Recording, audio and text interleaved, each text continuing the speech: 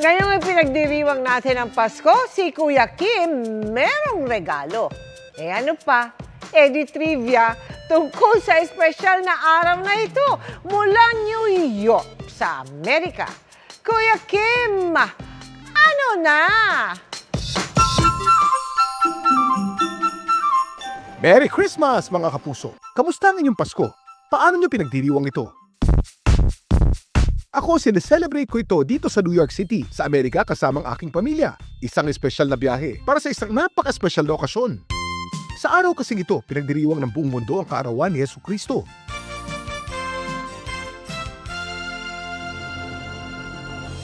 Kuya Kim, ilang taon na ba ngayon si Jesus? Kuya Kim, ano na?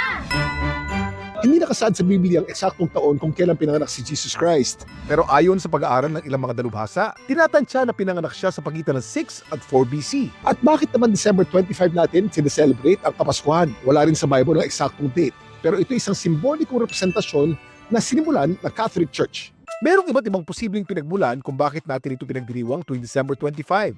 Ang Roman Christian historian na si Sextus Julius Africanus, tinakda ang conception ni Jesus noong Marso 25. Pagkatapos ng 9 na buwan sa sinapupunan ng kanyang ina, magreresulta ng kapanganakan sa December 25.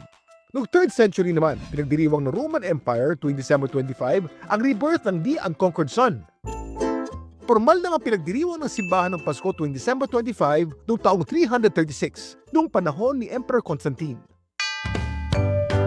Mula dito sa napakalamig na New York City, ito po si Kuya Kim kasama ng kanyang pamilya at babati sa inyo ng Merry Merry Merry Christmas!